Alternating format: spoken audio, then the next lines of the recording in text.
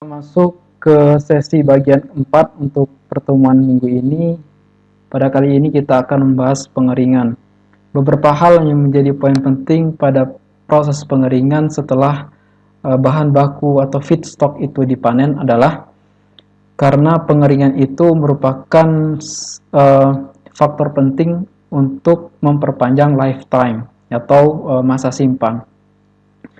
Dan kadar air tersebut tergantung pada mekanisme penyimpanan. Ya. Kelembaban hilang dalam proses transpirasi pada pengeringan melalui permukaan dedaunan. Ya. Setelah dipanen, uap air yang ada di dalam biomass tersebut akan lepas melalui permukaan dedaunan, dan faktor yang mempengaruhi cepat atau lambatnya lepasnya uap air tersebut dari biomasa adalah temperatur sekitar, kelembaban relatif, kecepatan angin, cuaca, curah hujan, dan spesies tanaman dan ukuran. Kalau spesies tanaman dan ukuran ini contohnya adalah bisa kita lihat seberapa besar luas permukaannya dan seberapa tebal tanaman tersebut. Semakin tipis tanaman maka semakin mudah untuk mencapai tahap kering, dan semakin lebar permukaan tanaman juga semakin mudah dia melepaskan air ke atmosfer.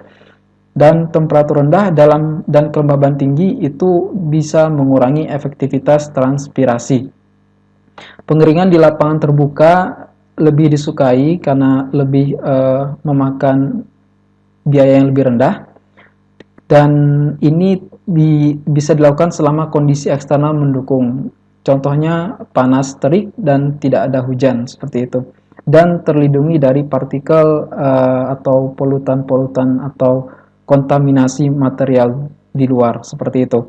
Kemudian apabila kondisi eksternal tidak memungkinkan, maka mau tidak mau harus dilakukan pengeringan buatan menggunakan alat. Namun pada umumnya untuk biomasa sendiri, pengeringan yang lebih disukai adalah pengeringan di lapangan terbuka untuk biomasa berbasis lignoselulosa. Dalam hal ini yang kita kaji adalah pengeringan terbuka berbasis lignoselulosa. Dan fase pertama pada proses pengeringan tersebut adalah air terlepas melalui stomata, melalui proses evaporasi terjadi pada siang hari, dan paparan tanaman tersebut akan mempertahankan stomata untuk tetap terbuka. Karena ada paparan sinar matahari, stomata akan tetap terbuka, dan proses ini akan berlangsung hingga kadar air tersebut turun secara drastis di bawah 60% hingga mencapai 60%. Setelah di 60% masuk ke fase kedua, di mana terjadi penurunan secara gradual, ya, terjadi pada saat stomata tertutup. Dan fase ketiga, air dilepaskan dengan lebih gradual lagi, ya, dan pada saat ini kadar air sudah cukup rendah yang mengakibatkan struktur atau morfologi dari biomasa lebih kaku dan mudah patah. Dan ilustrasinya bisa kita lihat di sini. Fase pertama itu hingga 60%, kemudian fase kedua hingga 20%, fase ketiga di sini biomasa cenderung kaku dan mudah patah. Proses ini terjadi sesuai dengan berjalannya waktu, ya, saat diekspos di bawah terik matahari. Kemudian di sini penurunan persentase uap air, ya. Di sini setelah dipangkas tanaman tersebut biomasa atau silase tadi ditaruh dalam bentuk suatu petakan-petakan, yang mana petakan tersebut ada jarak satu sama lain. Apabila jarak petakan satu sama lain itu lebar, maka dia akan cepat turun kadar airnya karena memfasilitasi paparan dengan udara lebih banyak, karena jarak antara satu petakan dan petakan lain cukup lebar. Namun apabila petakan satu dan petakan lainnya itu sangat sempit, maka ekspos pada udara bebas itu rendah, mengakibatkan pengeringannya berlangsung lama. Sebagai contoh, pada tanaman alfa-alfa, faktor utama yang mempengaruhi pengeringan adalah radiasi sinar matahari dan tekanan uap air. Dan yang menjadi penghambat adalah densitas petakan sawah. Apabila densitas itu besar, maka hambatan perpindahan air ke udara itu semakin besar dan mengakibatkan lamanya proses pengeringan terjadi. Pengeringan dengan menggunakan sinar matahari menggunakan hubungan diperoleh dari perpindahan massa air pada suatu biomaterial, di mana di sini merupakan hasil penyelesaiannya. MF itu adalah kadar air basis kering pada T tertentu sama dengan kadar air basis kering di awal dikali dengan eksponen koefisien pengeringan dikali dengan waktu pengeringan. Nilai CDR itu tergantung tanaman yang digunakan. Untuk tanaman alfa-alfa sendiri, CDR itu direpresentasikan dalam bentuk persamaan yang merupakan fungsi dari radiasi sinar matahari, kemudian temperatur kering udara bebas, lalu biodensitas dari tumpukan atau petakan tadi, ya. Kemudian ada atau tidaknya agen pengering yang digunakan seperti garam yang bersifat higroskopis, ya, atau kondisioner lainnya, lalu kadar air tanah dan lamanya pemotongan, ya, apakah dikeringkan sesaat setelah dipotong, dipangkas, atau dibiarkan disimpan dulu baru dikeringkan. Jadi itu direpresentasikan oleh lambda D ini. 1 itu untuk dikeringkan langsung pada hari pemotongan dan 0 itu setelah waktu tersebut. Dan angka rata-rata radiasi sinar matahari itu berkisar antara 0, yaitu tidak ada radiasi sama sekali, dan di siang hari itu panas terik itu dengan radiasi maksimum 950 watt per meter square. Densitas petakan itu pada umumnya kisarannya 150 hingga 1500 gram per meter kuadrat. Rata-ratanya adalah 450. Kemudian agen pengering yang digunakan itu